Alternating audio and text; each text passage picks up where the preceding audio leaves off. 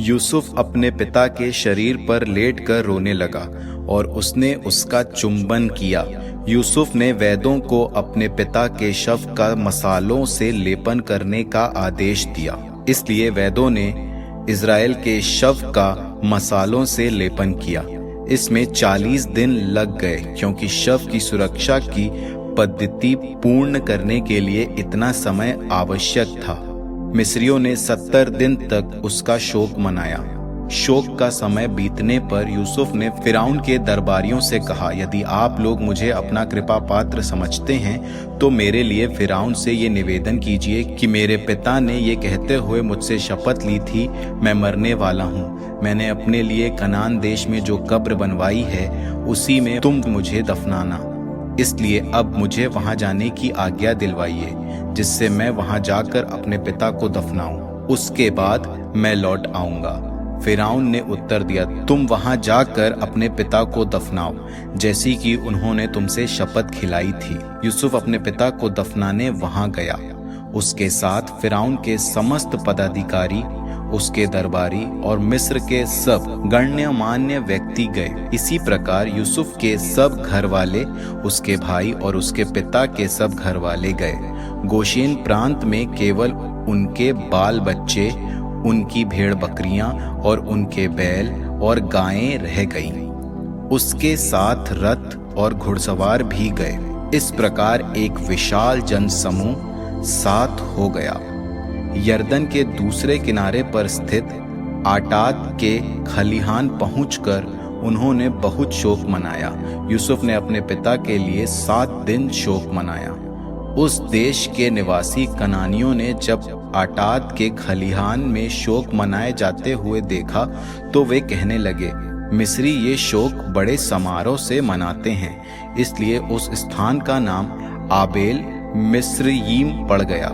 ये यरदन के उस पार है। इस प्रकार याकूब के पुत्रों ने उसकी आज्ञा के अनुसार सब कुछ किया, अर्थात उसके पुत्र उसे कनान देश ले गए और उन्होंने उसे मकपेला की भूमि में स्थित उस गुफा में दफना दिया, जो मामरे के पूर्व में है और जो इब्राहिम ने इसकी भूमि सहित हित्ती एफ्रोन से समाधि स्थान बनाने के लिए खरीदी थी।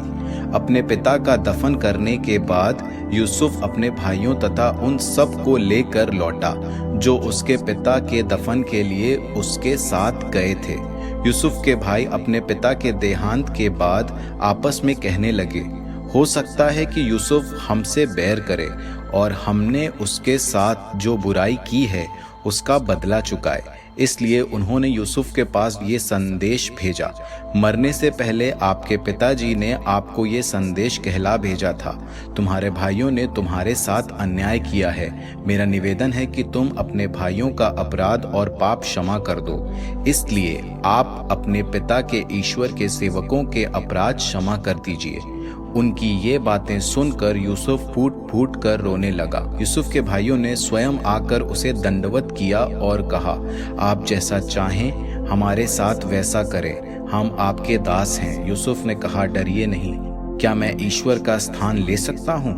आपने हमारे साथ बुराई करनी चाहिए, किंतु ईश्वर ने उसे भलाई में परिणित कर दिया और इस प्रकार बहुत से लोगों के प्राण बचाए, जैसा कि आजकल हो रहा है। इसलिए डरिए नहीं, मैं आपके और आपके बच्चों के जीवन निर्वाह का प्रबंध करूंगा। इस प्रकार यूसुफ ने अपनी प्रेमपूर्ण बातों से उनकी आशंका दूर कर दी।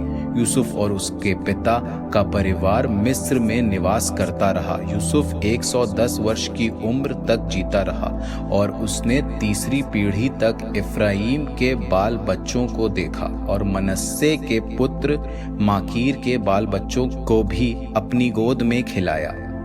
अंत में यूसुफ ने अपने भाइयों से कहा, मैं मरने पर हूँ। ईश्वर अवश्य ही तुम लोगों की सुध लेगा और तुम्हें इस देश से निकाल कर उस देश ले जाएगा जिसे उसने शपथ खाकर इब्राहिम, इसहाक और याकूब को देने की प्रतिज्ञा की है।